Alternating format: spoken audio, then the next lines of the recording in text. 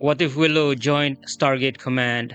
Welcome back to An Extraordinary Journey, Season 2, Episode 7, Fate's Quarters, NIDHQ.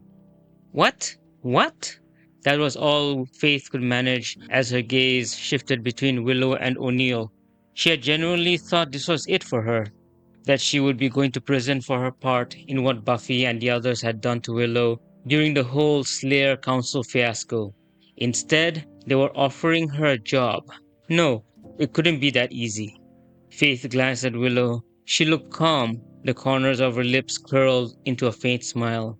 Well, O'Neill continued, after a discussion with Captain Rosenberg and several interested parties earlier today, I've agreed to read you in on what she's been doing for the past few years. That will also answer why she can talk so soon after her injury. At that moment, a knock sounded at the door. Willow got up to answer it and accepted a blue folder from Major Davis. After thanking him, she closed the door and returned to the table. Taking her seat, she placed the folder in front of Faith. Miss Lehane, this folder contains a non-disclosure agreement. O'Neill explained, resting his hands on the blue folder. You're required to read through it and sign it. It basically says that if you reveal any of the information we're about to tell you, you'll be placed in a deep, dark hole for a very long time. Faith could tell O'Neill was serious, despite the almost jovial way he delivered the warning. Pressing her lips together, she asked, So, what happens if I don't sign the non-disclosure agreement? O'Neill and Willow exchanged a glance before turning their attention back to her. Then this job offer is off the table, and you'll get the same deal as the others, O'Neill replied. Willow folded her arms on the table while O'Neill continued. You'll spend 2 years in a minimum security facility for the confinement of Captain Rosenberg, followed by supervised release for a few years. Faith, Willow added gently, leaning forward. I know you were conflicted about what you did at the council. I could feel it back then. But it still happened. You did what you did. What we're offering is supervised release now, where you can start a brand new life. You can finally be your own person while doing a job that helps a lot of people. What do I have to do? Faith asked, looking directly at Willow. For the job, I mean. You need to sign that NDA first, Faith, Willow replied. Believe me when I tell you, it'll beat your wildest dreams. It'll be the adventure of a lifetime. O'Neill leaned forward. Here's the deal. He gestured toward Willow. Red's right. It is the adventure of a lifetime. But you'll be starting at the bottom. Willow nodded. You'll be supervised at the base where we work. There are some floors you won't be able to access. You'll have psych evaluations, counseling. She took a breath before continuing. You'll be trained. Reds told me Slayers are good at armed and unarmed combat, O'Neill remarked. But that doesn't mean you can't learn new things or refine what you already know. You'll work with our people and help train new recruits, Willow continued. And, well, the more trust you earn, the more access you'll get to the more classified parts of the base. Of course, you'll be paid, O'Neill added. He glanced at Willow before looking at Faith. You'll also be under Red's custody. Faith looked from Willow to the folder. She opened it, picked up the pen, and skimmed through the pages before lifting her gaze back to Willow. Buffy said you work in something called radar telemetry, huh? She mused. A lot of classified stuff about stars and planets? The same classified stuff that somehow brought your voice back? Kinda, Willow nodded. Sign it and we'll tell you. Faith smirked and leaned back in her chair without signing anything. Look, Willow told her, we can answer all your questions after you sign the NDA. Miss Lehane, the general interjected, the people who work at Cheyenne Mountain share a bond that goes beyond family ties. We're going to offer you a stable place where you'll be well looked after. We're asking you to be part of something greater than yourself, O'Neill continued, and to have faith in Willow. Please, Faith, Willow leaned forward again. All I'm asking is for you to trust me. What we'll be talking about is important, and after we tell you what I'm involved in, you'll understand why I've had to operate under so much secrecy. Faith stared at Willow while twirling the pen between her fingers. If I don't like it, she quipped with a smirk, you're treating me to an expensive dinner. Willow laughed softly. That's it? For now, Faith arched an eyebrow. Willow laughed again. Hmm. Hello. O'Neill waved his arms. I'm right here, you know. Sorry, sir. Willow replied with a smile. Faith glanced back down at the papers in the file. She skimmed through them, nodded once, and signed the last page. All right, I'm done. Faith closed the folder and slid it back to O'Neill. So, what can you tell me? Well, first of all, congratulations. The general began. You'll be on supervised release within the next few hours. Cool, Faith replied. And? Faith, Willow began, folding her arms on the table. What do you know about my leaving Sunnydale? Just what Bee told me, Faith answered, referring to Buffy. You simply got up and left Sunnydale by bus for parts unknown. Then you called Xander the next day from Colorado Springs and told him you'll be moving there. Well, Willow continued, that's mostly true, except for the how part. What do you mean? Faith asked, frowning in confusion. I made a wish, Faith, Willow explained. That night, Buffy and the others were mad at me for a few wishes I made after casting a spell that went very, very wrong. I cancelled all the wishes, but without realizing the spell was still active, I made a wish to go somewhere else where I'd be needed by people who would need me for me. The next thing I know, I crashed onto a conference room table inside Cheyenne Mountain. I'm telling you, O'Neill muttered, leaning back in his chair. That day, I actually thought I was gonna have a heart attack when she appeared out of nowhere. I'm sorry, sir, Willow deadpanned. I'll try not to do that again. So that's what really happened, Faith murmured before looking back at Willow. And the others don't know. No, and they can't know, Willow replied. That's one of the reasons my personnel file after the day I left Sunnydale was categorized as presidential eyes only. The other reason is because of my abilities. You mean your magic? Faith questioned. I only did a modified locator spell one time, Willow replied, recalling the modified spell she had used to locate Carter aboard the Prometheus by drawing on the magic of an entire planet. Since then, I haven't used any magic. So the powers you use at the Council HQ? Faith pressed. They're new, Willow explained. I've actually been using them for quite some time now. Against? Faith prompted, clearly looking for more information. Willow and O'Neill exchanged a glance. Willow turned to Faith once again. We can't talk about it here. This place isn't really secure enough, and, well, what we have to tell you has a little so component to it. Faith furrowed her eyebrows in confusion. She wanted to say more, but decided to let them finish. You'll be trained by our people. You'll have a set schedule which will have to be followed, O'Neill added. Then, if there's no issues, after the first month or so, you'll start by helping train new recruits. Like Red said, the more trust you build with us, the more freedom you'll have on base. If your counseling sessions and psych evaluations go well, eventually you'll be allowed to, well, do the same stuff that Red's been doing. But one mistake, Faith, Willow warned gently, her voice carrying enough tension to emphasize the seriousness of the situation. Just one mistake, and you'll be sent to prison for 2 years, and then supervised release. Faith stiffened, her expression turning serious. After a moment, she nodded. Your file will also be the same as Red's, the general added. Presidential eyes only. The president is the only person who will have access to it. That cool? Faith whispered. She looked down at the table with a faraway expression, as though lost in thought, before focusing on O'Neill once again. If I'm gonna work for you, she remarked, just call me Faith, will ya? Miss Lehane makes me seem old. All right, Faith, O'Neill nodded. Your paperwork will be rushed through tonight, and then you'll be able to leave with Red tomorrow. Red, the general added as he turned toward Willow. We should get going if you want to meet with Cassie. Of course, sir, Willow replied with a nod. With your permission, may I have a few minutes alone with Faith? Sure, the general agreed. I'll be right outside. He glanced at Faith. Welcome aboard, Faith. We'll see you tomorrow. Thanks, Faith replied. O'Neill rose from his chair and headed out of the room, leaving the two young women alone. So, Willow began. So, Faith echoed, you really can't give me a hint. All I can say is that, well, it's a doozy, Willow replied, lightly tapping a finger against the table. A comfortable silence settled between them for several seconds. Thank you, Faith finally murmured, catching Willow off guard. What for? Willow asked. For going to bat for me, Faith admitted. Not many people would do that for someone with my history.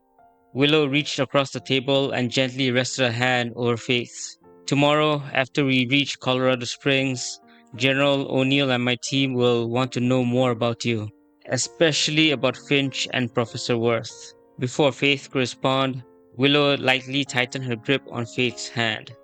The General has already gone through your file. He knows everything. Willow continued softly. He just wants to hear what happened from you.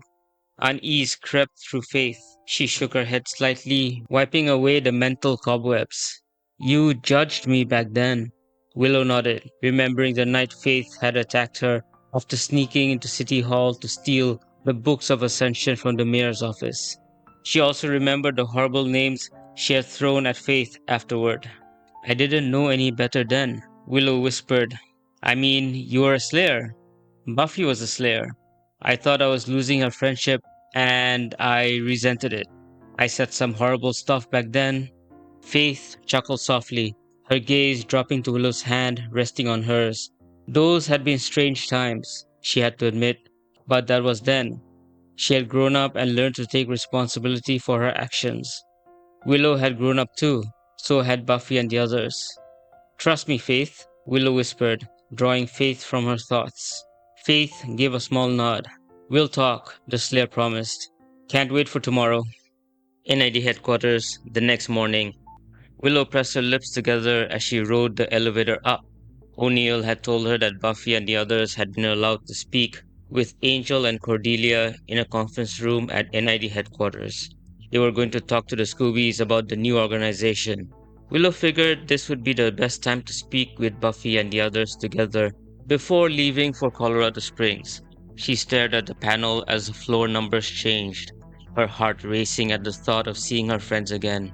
Willow took a deep breath just as the elevator dinged. Good morning, Agent Barrett, Willow greeted as she stepped out of the elevator. Good morning, Captain, Barrett replied. You're here early? Yeah, I wanted to talk to Buffy and the others before leaving with Faith, Willow answered. Speaking of whom, I take it all her paperwork is complete? Yeah, Barrett replied. You just have to put in your signature, completing the transfer of Faith Lehane to your custody. Cool, Willow remarked as she fell into step beside Barrett on the way to the conference room. How's Agent Reed? I mean, I know about the NID's past, so I just need to ask if he's part of that particular past. I trained him myself, Captain, Agent Barrett assured her, so he shouldn't be a problem. He's just a little too excited about dealing with vampires and preternaturally enhanced humans now. Trust me, Mr. Woolsey and I have done everything we can to clean up the NID. But, as with most agencies that have a rogue element, some problematic agents have ended up in prison, while others have gone underground.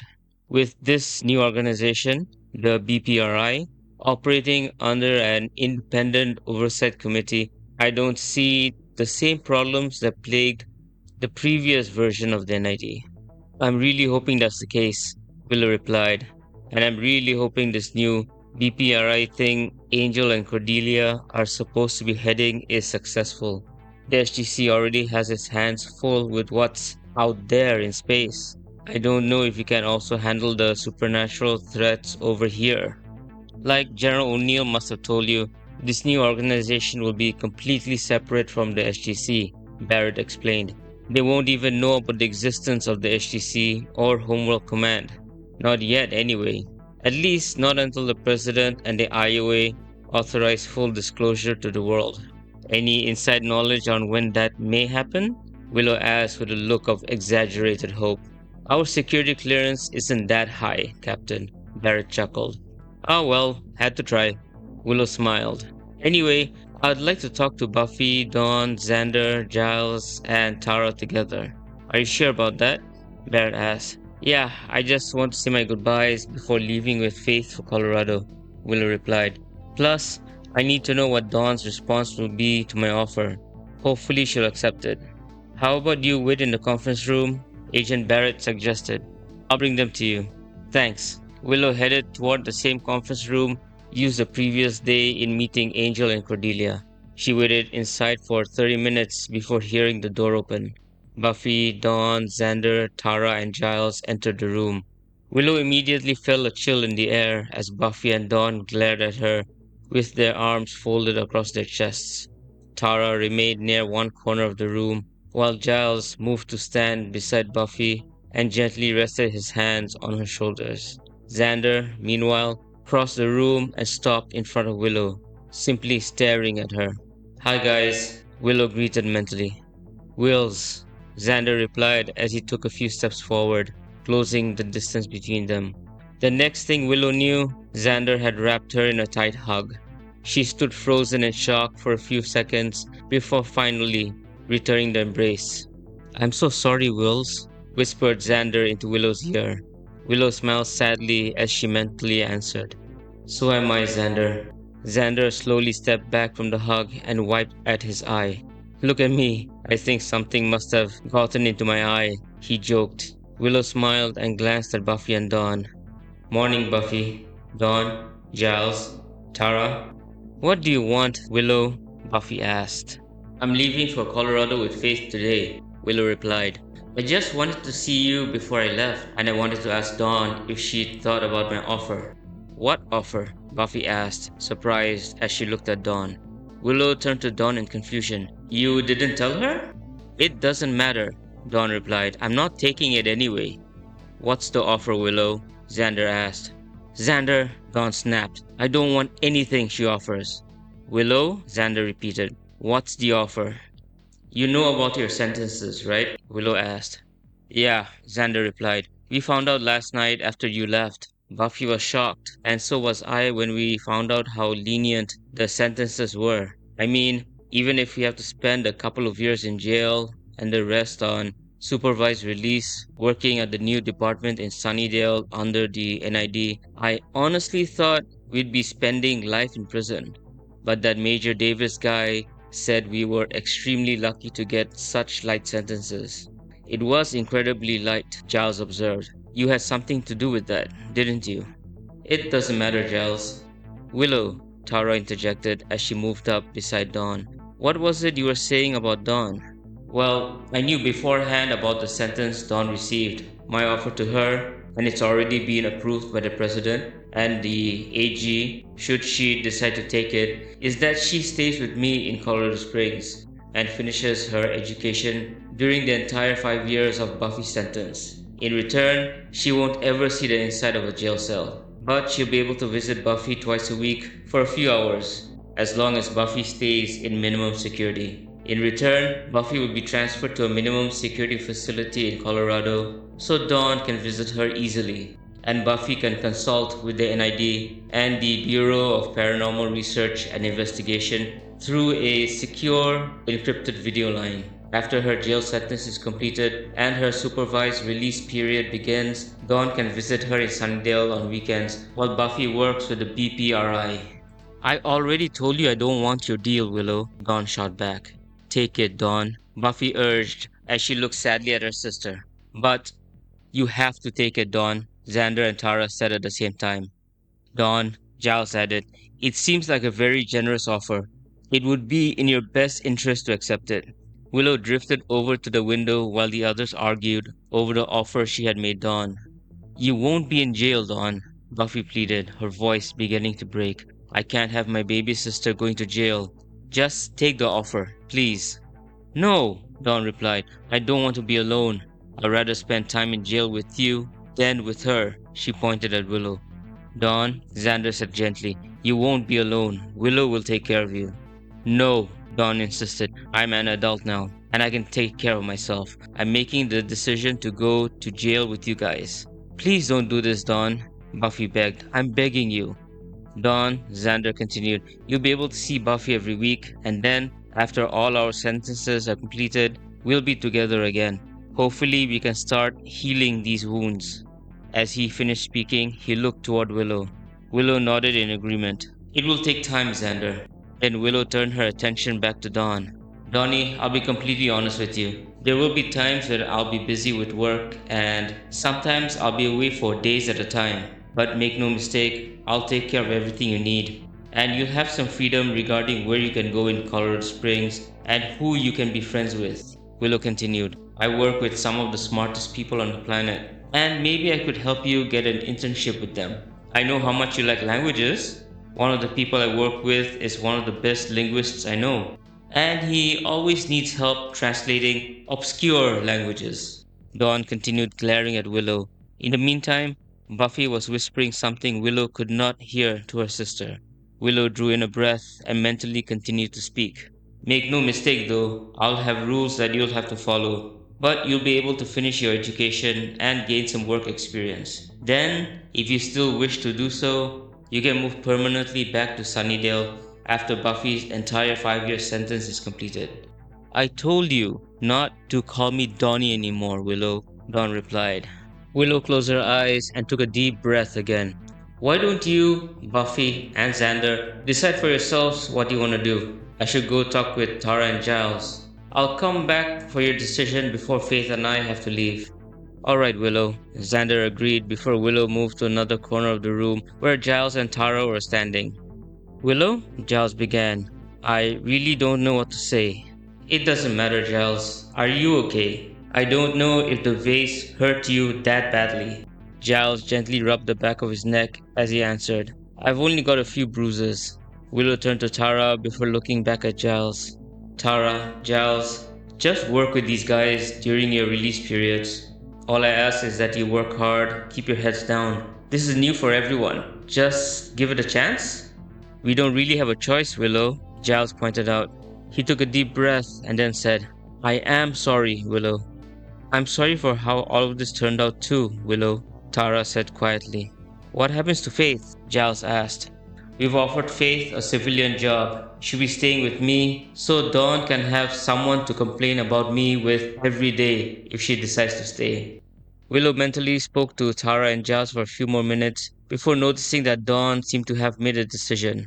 At the same time, Angel and Cordelia entered the room and were immediately approached by Barrett. Cordelia's eyes met Willow's from across the room. They exchanged small smiles and nods before Willow excused herself from Tara and Giles.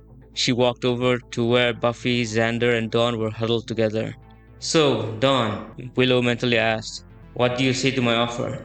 Stargate Command, 1750 hours. After landing at the Colorado airport and collecting their bags, Willow and Faith stepped into the car O'Neill had sent to pick them up. The drive was quiet. Yet, Willow could tell Faith was nervous about what was coming next. She told Faith that all she had to do was be honest. Sometime later, the car passed through the security gate at Cheyenne Mountain and continued deep into the mountain until it reached the entrance to NORAD. So, this is NORAD, huh? Faith remarked as she climbed out of the car and headed toward the glass doors. Beyond them, she could see an elevator, and off to the side sat a small desk staffed by an airman who asked for her ID and had her sign in. After completing the process, Faith was handed a visitor pass. Willow guided her into the elevator and pressed the button for level 11. How deep into the mountain are we going? Faith asked as the doors slid shut. We'll be taking another elevator soon, Willow replied. That one goes down to level 27. Willow glanced over at Faith and smiled. She then added, well, let me be the first to welcome you to Area 52. Faith's eyes widened. Wait a sec, she blurted. Area 52. They stepped off the elevator and moved down the hallway. At the far end, another set of elevator doors stood open. They entered, and Faith noticed that the button for level 27 had already been pressed by the airman stationed at the nearby desk. As the doors closed, Faith let out a breath. Area 52. So, if this is Area 52, then... She looked at Willow expectantly. Please tell me Area 51 is real. Willow shrugged.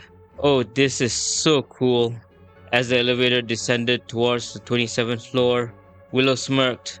We have another name for this place. Welcome to Stargate Command. To be continued.